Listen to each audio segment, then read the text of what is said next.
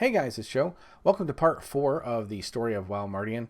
This one we're going to focus strictly on the machinima that I made. Now, let me just say straight out, I don't quantify my machinima as real machinima. Simply because, for the most part, I used everything in-game. I didn't do anything outside with blue screen and animation and everything else. It was just simply caught in-game. Every bit of footage was pretty much caught in-game on these. So while I think they stand on their own, I think they do the job that I want them to do, for the respect of the real machinimators out there, the people that really are the true artists out there, I just always make that caveat. It's not up to the standard of those other folks out there. Simple as that. But let me just start as I didn't think about doing machinima when I first started doing the channel. Much like everything else that I've done on the channel, it was just something that kind of came as an evolution of myself as a creator. And honestly, as for me, what I tend to do, like I did with the rares guides, I saw a need and I decided to fill it. The first machinima I ever made was about Theramore. It was made because someone on Twitter specifically said that they were taking screenshots of Theramore because of course it was going to be destroyed, and they said in the tweet that it was nothing like I would make in terms of my videos, but you know, it was the best that they could do. So I took that as a challenge and said, hey, if you want me to make you a video of that specifically, and if you want it to be the kind of thing that I would make, then if that would make you happy, then I'll work on that. So I went to Theramore, and all I did was, take a bunch of video of different moments, different characters, NPCs I would assume that were going to die. And just kind of what I like to do is put visuals with music. So, again, it wasn't much of anything, but I felt like I was capturing history just in case Theramore wouldn't exist in the game anymore. Lo and behold, of course, we now know it's still there, but at the time we were unsure if it was going to be like Cataclysm, that it was going to be completely wiped out, or if there was going to be a phasing situation. So it was a quick and easy one, but I enjoyed doing it, and it actually got me on WoW Insider for the first time, which was a huge thing for me. I always liked the site, and the fact that anybody, that was one of those sites that I checked every single day, and the fact that anything I did got put up there and other people were going to be seeing it was pretty cool. Next up after that is the Wanderers Festival. Now again, this one fit a certain need. There was the event in Pandaria called the Wanderers Festival that nobody seemed to know anything about. It was something that didn't get promoted from Blizzard, it seemed like. And nowadays they have these micro holidays where, Wanderers Festival would fit that sort of bill. You could go there, not only enjoy the environment because it was a pretty cool little, event, but you could also get an achievement for just being there. You could get a pet for just being there. Well, not just being there. You had to actually tame the pet, but you had to capture the pet, I should say. Not tame it. Not a hunter. But it was, that one always amazed me because honestly, when I first started doing it, it was going to look like a rares guide. It was just going to be some footage, just like the rares guide with my voiceover. Nothing more. As I sat there and looked at it, though, I was just like, this is a really cool, it is a very kind of romantic event. It was just, there was more depth to it. And I felt like I needed to do something that gave it that resonance, that really showed people how important I felt like the event was. So I was doing the voiceover. I didn't like my voiceover for it. Ended up taking Laura Walker Cho's voiceover for the little cinematic in-game, and use some of that and intercut it with, he was basically talking about the past, the story that goes with it, but I was also juxtaposing those moments with the moments in game for the celebration. So it was kind of showing you what the celebration was about and why they were doing what they were doing within the celebration. I don't know how to tell you, except for I felt like it just kind of made itself. I just sat there. To me, it's going to sound like an over dramatic thing, but it felt like if somebody was doing sculpture and they were just chopping away chips off of a stone, and as they chopped it away, it suddenly started to come into place on its own. I didn't really choose what I was doing. I did, but it just all fell into place. It felt like it was all falling into my lap. and it felt like I just uncovered the statue within the big slab that I was chiseling away at. It's still one of my favorites for that moment. It was a true like creative thing, and I can't explain it except for it's just like I said, that was not the video I intended to make, but I love it because it was a video that just kind of came out of me somehow. The next one is very dear to my heart too. It's called Coming Together. It's probably one of my favorites as well because it came from my heart, but it also came from a vision in my head. This one's going to be a tough one.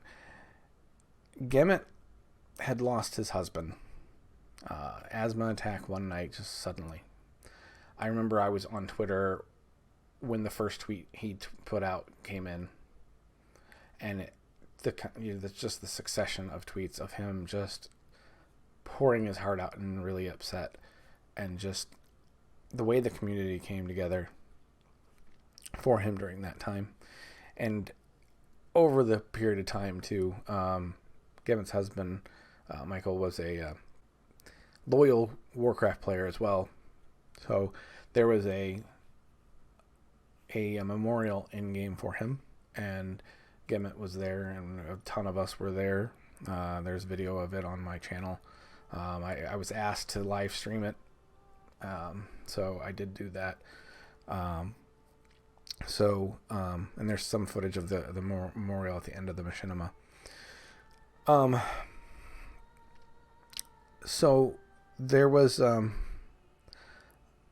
was listening to some music, the music that ends up in the video, and I saw a vision of just a bunch of people running to help someone, rushing to be with somebody to help them out. And as I thought about it, it was just like, that's what the community is doing. They're rallying around Gemmet. And I couldn't shake that vision, and couldn't shake the vision I had for the video.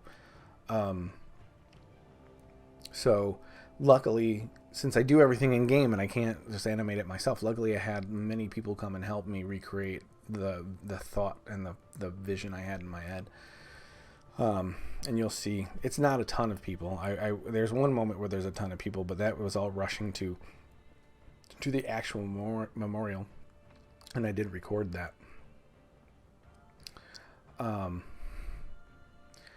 But yeah, that one really means a ton to me because it spoke to the community. It spoke to what I believe the heart and soul of what the Warcraft community was. Yeah, there's a whole lot of other stuff to the game, but it's that kind of stuff that always kept me around. So anyway, I could go on and on, but if you want to check it out, there's the videos on my channel. Like I said, it's called Coming Together, and yeah, there's a lot there. The Onward teasers. That became a thing that I just always liked, the idea of doing teaser trailers and stuff like that. I love movie trailers. I always wanted to edit movie trailers. So the idea, since the first Onward did semi-well, and we were going to do another one for Miss, I thought, well, this is the perfect opportunity to make a teaser trailer. I had a great idea in my head. I just didn't know how to really take it to that next level. I asked on Twitter if there was anybody that could do voiceover for me that would kind of have that radio voice. And there's a gentleman named Coltrane who came along. I know he's done podcasts and stuff. You probably know him if you're in the community. I will say this. Nicest guy in the world. Most gracious. He's always helped me out. When I met him at BlizzCon for the first time, gave me the biggest hug. But anyway, so he came in and did the voiceover for the beginning of it, and it took it that next level, and it was great because it lent some weight and some legitimacy to our stupidity. There's no other way to put it. And then in Onward level 90 part 2, he came back, recreated that whole beginning where we kind of turned it on its head, where we were interacting with the magic voice guy this time, and he brought his comedic side to it. It was fantastic. Everything he did in that pretty much was ad-libbed, especially all the panda jokes. That was not written. The script was just at the beginning up until it gets to the panda part, and then the jokes are all him. He just sent me a bunch of ad-libs, and I threw them in. It was kudos to him, and I love that. I really, really enjoyed doing that one. And then the patch trailers. This was something I didn't expect to do, but I always loved the Warcraft patch trailers. And they didn't always make them for every patch. And I started to see that was becoming something of a trend. And I was like, I feel like there's a need here. There's a void being left, and we should have patch trailers. So I did a patch for, or a trailer for patch 5.2. Wasn't a ton to it. It was a couple of in-game cinematics that I rearranged, reworked, flipped around some dialogue, and actually lifted dialogue and then put music, one bit of music over top. So it wasn't just jammed together. It did have a its own thing to it. But the unique thing about that one that I was really concerned about it, because the opening of it, I really wanted to have the Blizzard Entertainment logo at the beginning, like they do for their trailers. I messaged Zarim, who was community manager at the time, and said here, and I had everything done except for, I had I had everything with the logo. I said I could switch it out if I needed to, but I sent it to him as I wanted it to be with the logo. And I said, look, let me know if this is something I can do. If I can't, then I'll take it out. He sent it to Bashiok. I don't know who else saw it. So I was waiting to find out if it was something I could do, and I finally found out that night that yes, this is fine, just make sure you put fan made in the title so that people know this is not legitimate, it's fan made. Which is weird to me, because I'm sorry, it didn't look that good. it looked fan made. But anyway, it went out, people liked it, and they said if I didn't have fan made in there, they would have thought it came from Blizzard, so it was a good thing that we did put that in there. Patch 5.3 did the same thing. Really had fun with that one. In fact, Coltrane added his voice to that one for me as well. I needed somebody to do a couple characters in there for me, and because it was in-game, there was dialogue, and it was a whole little scene, but there was no voice acting. So he actually came in. He was going to do one character, but I couldn't find anybody to do the second one, so he actually did both characters for me at the end. So if you get a chance to check that one out, you'll see more Coltrane in there. He was really good on that one too. That one I really love, because I think that one looked like somewhat of a patch trailer that I fell in love with, that Blizzard would make. So I got very lucky on that one. I think it all worked out the way I wanted it to for the most part. Patch 5.4 is just a teaser for Timeless Isle. Wanted to show everybody the many rares on there and just the beauty and everything that was going on. It was actually sponsored by Wowhead too, so that was a huge deal.